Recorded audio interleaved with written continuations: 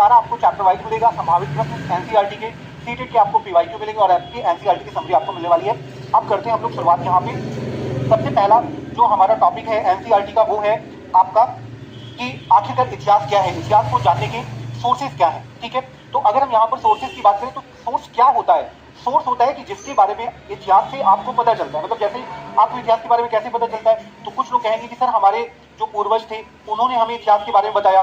कुछ लोग कहेंगे कि सर हमने कोई बुक पढ़ी इतिहास की, हमने सर रामायण पढ़ा, हमने सर वेद पुराण पढ़े तो हमें इतिहास के बारे में पता चल गया। और कुछ लोग कहेंगे सर हम तो पहले आर्कियोलॉजिकल सर्वे ऑफ इंडिया पे काम कर रहे थे तो हमें रिसर्च से पता चला। तो ये सारी चीजें जो है ना, ये सारी चीजें आपको इतिहास के जानने के स्रोत हैं। ठीक है, तो एक आपके होते हैं पुरातात्विक स्रोत। पुरातात्विक स्रोत क्या होते हैं?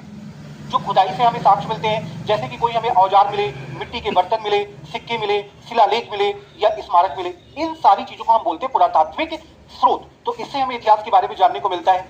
इसके अलावा दूसरा साहित्यिक स्रोत का मतलब क्या होता है कि वे स्रोत जो आपके साहित्य से संबंधित होते हैं उसे हम साहित्यिक स्रोत कहते हैं। जैसे कि आपकी जैसे पुरातन टाइम पे या पहले के समय में कुछ भी लिखा गया तो उसके जो एविडेंसेस मिलते हैं, उसके जो साक्ष्य मिलते हैं, तो वो आपके यहाँ पर साहित्यिक स्रोत होगा, पर वो साहित्य से ही संबंधित होना चाहिए। ठीक है, इसके अलावा कोई पांडुलिपि है। अब क्योंकि उस समय क्या था कि जो भी चीजें लिखी जाती थी, कागज का विस्तार तो हुआ नहीं था और तो कागज